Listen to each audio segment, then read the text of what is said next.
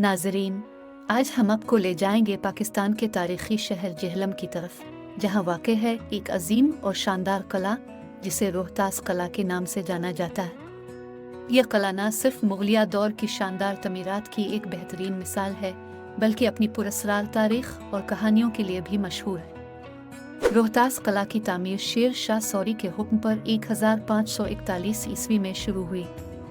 इस किले का मकसद मुगल बादशाह हुमायूं के खिलाफ दिफाई निज़ाम को मजबूत बनाना था।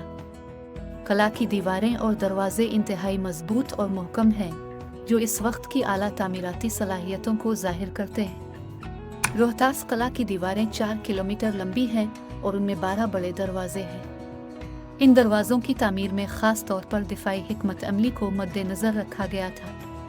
किले के अंदर मौजूद 12 दरवाजे हर एक की अपनी अलग शनाख्त और तारीख है। डॉक्टर अहमद रोहतास किला की तामीर में इस्तेमाल होने वाले पत्थर और तकनीक इस दौर की आला तामीराती महारत का मजहर है। यहाँ की हर दीवार और दरवाजे में एक ख़ास हिकमत अमली नज़र आती है, जो इस वक्त के जंगी फ़नून का हिस्सा थी।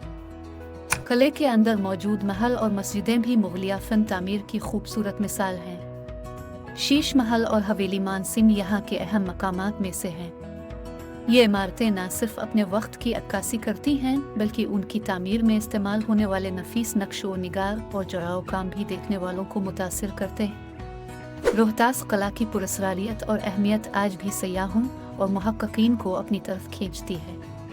यह किला न सिर्फ मुगल दौर की शान और शौकत का मजहर है, बल्कि इस वक्त की फ़न तामीर और जंगी हिकमत अमली की भी बेहतरीन मिसाल है। नाजरीन, ये थी रोहतास किला की पुरस्रार दास्तान।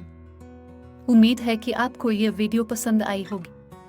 अगर आपको हमारी वीडियोस पसंद आएं तो हमारी चैनल को सब्सक्राइब करें और बेल आइकन दबाएं ताकि आपको हमारी नई वीडियोस की इत्तलात मिलती रहे।